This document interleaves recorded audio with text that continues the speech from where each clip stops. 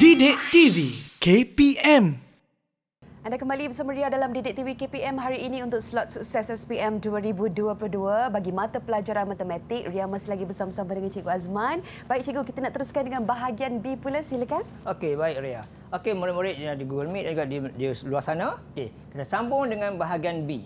Okey, bahagian B ini format SPM baharu ialah soalan untuk respon berstruktur. Okey, dan dia punya markah minima adalah 7, maksima adalah 12. Jadi banyak markah. Jadi bahagian B ni dia akan pecah pada soalan A dan B lah. Biasanya begitu. Okey? Alright. Tengok contoh. Alright. Raja menunjukkan sebuah bingkai gambar yang ditempah oleh Puan Zakia. Okey? Soalan A, ungkap perimeter P, bingkai itu dah sebutan X. Okey, soalan hanya meminta ungkapkan perimeter. So sambil kita baca soalan, kita dah ada dalam mindset kita dah. Itu perimeter apa dia? Okey? Jadi pelajar mesti tahu. Alright. So di sini langkah pertama kita ialah kita keluarkan maklumat. Okey, maklumkan di sini apa dia? Okey, yang pertama sekali ialah panjangnya diberi iaitu 2x kuasa 2 tambah 3. Okey, yang kedua lebar pun diberi iaitu 4x tolak 5 cm. Dan soalan minta hitung perimeter, ungkap perimeter. Jadi bila sebut perimeter mestilah ada hasil tambah 2 yang panjang tambah dengan 2 yang lebar. Okey, itulah perimeter. Ada pelajar yang fikirkan perimeter ni ialah masih lagi panjang dan lebar. Ini adalah luas. Jadi pastikan pelajar mahir tentang konsep asas ni lah. Okey. Jadi kita pun tahu 2 kali panjang tambah 2 kali lebar. So, just masukkan maklumat. Masukkan maklumat saja. Okey. Di situ. Maka P. Perimeter kena guna huruf P sebab soalan minta P sama dengan 2 kali panjang 2x kuasa 2 tambah 3 tambah dengan 2 darab lebar 2 kali dengan 4x kuasa 5. Okey. Di situ ada 2 kurungan. Okey. Jadi kita pun kena kembangkan, buka kurungan tersebut. Jadi darab masukkan ke dalamnya lah. Jadi 2 darab 2x kuasa 2, okey. 2 darab dengan 3, ya, kemudian 2 darab dengan 4 dan juga 2 darab 5. Semua kita kembangkan masuk. Okey, kemudian dapat begitu. Dan di sini masih lagi belum selesai lagi kerana di sini adanya 6 dan adanya 10. Boleh digrupkan lagi, dikumpulkan lagi. Jadi 4x kuasa 2, kemudian tambah 8x dan juga 6 tolak 10 akan dapat negatif 10. Di sini selalu pelajar yang buat mistake lah. Okay? Jadi berhati-hati dengan simbol positif negatif. Okay? Sampai di sini. Okay? Sampai sini maka selesailah tugasan kita. Yang pertama itu ungkapkan perimeter P. Mesti ditunjukkan adanya kuasa 2, tiada kurungan apa semua. Ini adalah lengkap jawapannya sampai sini. Okay? Alright. Satu markah saja. Maksudnya working ini, jalan kerja ni tak tunjuk pun tak apa sebenarnya. Okay. Tetapi kalau tak tunjuk, bagaimana dapat yang kuning ini? Jadi nak tak terpaksalah tunjukkan juga. Tetapi tiada markah diberikan. Okey. Kemudian B. Okey, B. Diberi perimeter seluruh bingkai ialah 188. Hitung beza dalam cm panjang dan lebar potret itu. Okey. Soalan minta ialah perimeter ialah 188. Diberikan maklumat perimeter. Okey. Perimeter tadi ialah P. Itu kita keluarkan maklumat. Jadi, langkah pertama kita adalah susun balik yang tadi. Ambil jawapan A tadi. Cuma tambah gantikan P dengan 188 soalan tadi. Okey. So untuk mencari beza panjang lebar ni kena tahu dulu berapa panjangnya berapa lebarnya. Okey, jadi di sini stepnya macam kita buat yang di bahagian contoh soalan bahagian A tadi. Okey, cari sampai dapat X tu berapa. Maka step pertama tadi mesti susun jadi bentuk arm. Okey. Jadi di sini oleh sebab sebelah kanan ni ada X kuasa 2 positif, maka yang 188 lah kita pindah sebelah kiri. Okey, alright. So kita pindah sebelah kiri, jadilah negatif 4 ditolak dengan 188, maka jadilah 192 negatif. Okey, kemudian anak-anak murid semua, okey, sampai di sini kita mesti pandai pemfaktoran. Cuma tadi saya ingatkan, jawapan kita mesti dalam bentuk sebutan yang paling mudah sekali. Di sini ada 4, ada 8, 192. Boleh dipermudahkan lagi dengan sifir 4. Jadi di sini pelajaran mahir. Jadi dikecilkan akan jadi X tambah dengan 2X tolak 48 sama kosong. Di sini baru mudah sekali. Okey, dan pemfaktoran bersilang kita buat. Okey, di sini mestilah X dengan X lah, tak ada masalah lain. Okey, di sini untuk 48, 1 dengan 48, okey, 2 dengan 24, okey, dan seterusnya lagi. Okey, jadi dekat sini kita ada lagi 3 kali dengan 16 dan juga 8 kali 6. Okey, ada 4. Yang mana nak pilih? Kita pilih yang inilah. Sebab 8 dengan 6 ni, bila tolak boleh dapat 2. So kita bukan letak sini. Okey, darab silang macam biasa. Okey, dapatlah 8x dan 6x. Untuk jadikan dekat sini, Positif 2, mestilah yang besar tolak yang kecil. Kemudian ikut sahaja. Okey, bila ikut sahaja, ini akan dapat negatif positif, dapat negatif 48, okey, hujung sana. Dan tulis semula dekat situ sampai dapat step yang kedua tu, iaitu kurungan 2 tu. Dan jangan lupa selesaikan. Okey, selesaikan sampai dapat nilai X tu berapa. Okey. Cuma di sini kenapa sulit abaikan? Kenapa sulit abaikan? Kerana ukuran panjang dan lebar tidak boleh ada simbol negatif. Okey, tak ada panjang pokok negatif. Okey, jadi kita ambil yang positif saja. Okey, ada calon berhenti sampai sini. Dia kata selesai dah. Ini yang silapnya, sebabnya soalan bukan minta cari nilai X. Soalan minta cari beza panjang dan lebar. Okey, jadi kena hati-hati sebab unsur kebat dia penting. Okey, jadi panjangnya ya inilah. Gantikan X dengan 6. Gantikan X dengan 6, ini untuk panjang dan untuk lebar. Okey, tolakkan sebab soalan minta beza. Barulah dapat jawapannya akhir sekali 56 cm. Okey, baru selesai soalan ini. Okey. Tengok contoh yang kedua. Boleh faham semua yang anak-anak dekat Google Meet? Boleh. Okey. Tengok contoh yang kedua.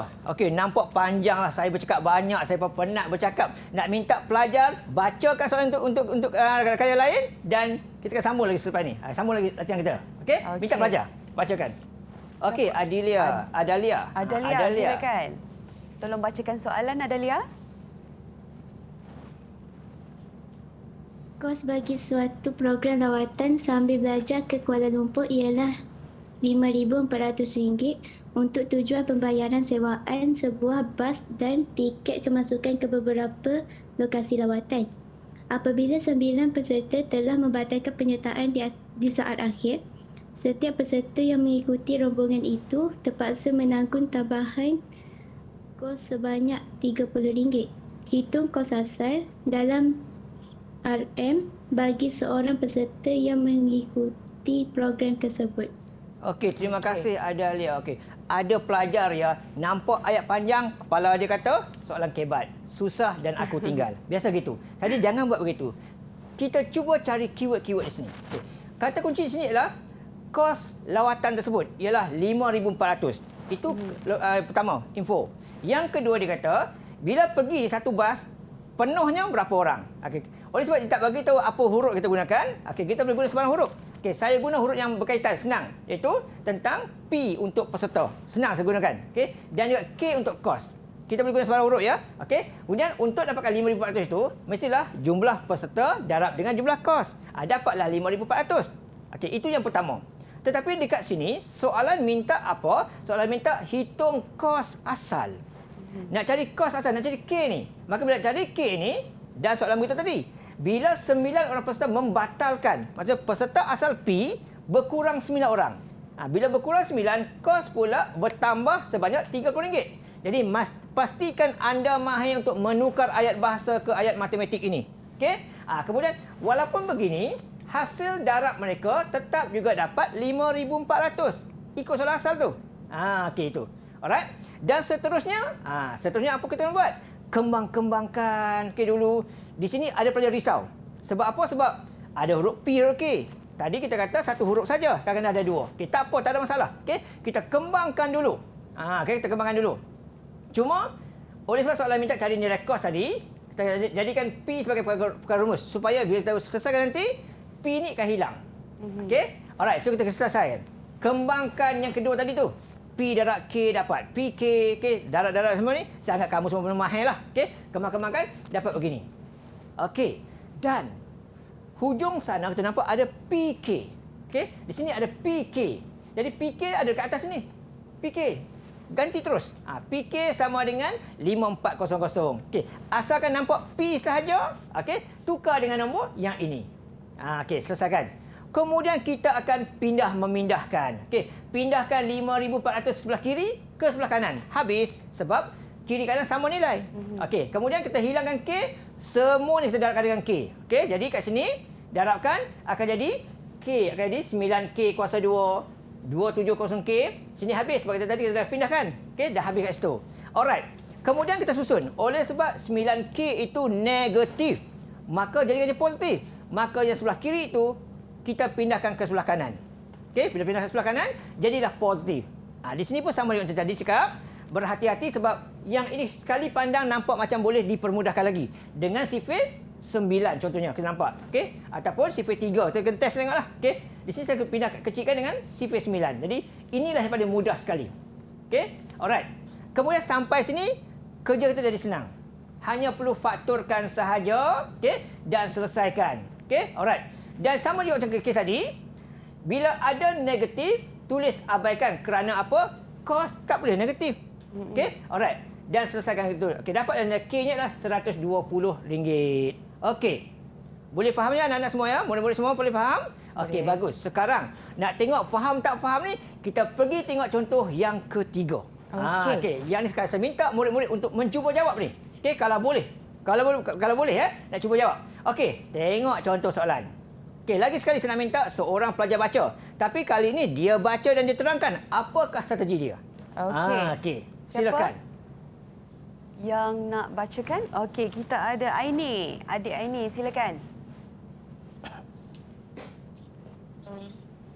Raja menunjukkan satu iklan berkenaan harga bagi sepasang jersey yang dijual secara dalam talian dan semua urusan penghantaran adalah secara pos. Marilyn membeli 4 sepasang jersey yang sama saiz untuk kegunaan pasukan bola baling sekolahnya. Jika dia membayar sejumlah RM300 untuk kos keseluruhan pembelian jersey itu, hitung harga dalam RM bagi sepasang jersey itu. Apa yang saya faham daripada soalan menunjukkan Marilyn membeli 4X sepasang jersey pada harga RM5X talak 2 sepasang dan perlu menanggung RM12 kos pos dengan jumlah bayaran RM300. Okey, terima kasih Ainil Suhada ya. Okey, dia dapat baca dengan lancar, dengan laju dan dia nampak apa yang akan perlu dilakukan. Iaitu dia tahu itu dia cikgu tersebut, Marilyn lah, cikgu lah sebab dia tahu pasukan belajar di sekolahnya. Okey, Marilyn membeli 4X pasang baju dan harga sepasangnya ini. Dan dia kata tadi perlu menanggung kos pos kerana semua urusan adalah secara pos. Okey, jadi tuliskan. Dia bayar sebanyak 400-nya. Okey, beli 4X pasang, kemudian harga sepasang sekian-sekian dan perlu menanggung kos pos, jumlah bayarannya adalah sebanyak RM300. Jadi, kemahiran menulis ke ayat matematik sangat penting. Okey, kemudian kita tulis begitu, kerja pun menjadi senang. Okey, kita kembang-kembangkan, okey, kita susun-susunkan, pastikan menjadi bentuk am. Okey, alright. So kembang-kembangkan, dapat begitu. Okey, sekali kita pandang nampak macam masih boleh dipermudahkan lagi dengan sifir 2 paling kurang lah. Okey, sebab semua nombor genap. Jadi kita kembang-kembangkan dapat begini. Ini saya kecilkan dengan sifir 4. Okey, sampai sini tali kecil dah. Maka kita pun buat pemfakturan bersilang tu dan dapat jawapan. Okey, dari sini jawapannya saya lajukan jawapan ni. Okey, dapat begini. Sama juga abaikan kerana nilai kos tidak boleh negatif. Okey, alright, kemudian selesaikan, dapat jawapan sepasangnya adalah RM8. Ada pelajar terhenti kat sini. Okey, dia fikir selesai. Hati-hati sebab kerana soalan minta kata hitung harga sepasang. Ini baru nilai X. Soalan minta sepasang. Okey, jadi pastikan dapat sampai sini. Baru dapat markah penuh. Okey, dan soalan A dah selesai. Kita tengok soalan B pula. Okey, B pula kata, ini soalan kebat aras rendah. Iaitu Puan Marilyn ni, dia buat tambahan lagi. Bila mana tak cukup lah kot agaknya. Okey, dia beli lagi 10 pasang. Dan dia bayar dengan menggunakan 2 keping wang kertas RM100. Dia kena hati-hati. Ada pelajar dia nampak 100. Dia pun fikirkan RM18 darab dengan 10. Okey, hati-hati itu. Sebab soalan kata dia membayar dengan 2 keping wang kertas. Jadi penulisan itu sangat penting. Okey, dan selesaikan macam biasa. Akhirnya dapat jawapan bakinya adalah RM20. Okey. Alright. Baik, itulah dia contoh soalan dan cara untuk murid-murid menjawab bagi bahagian B. Ingat cikgu pesan tu, jangan silap langkah. Okey, kita berehat dahulu sebentar. Kembali lagi selepas ini dalam Didik TV KPM. Didik TV KPM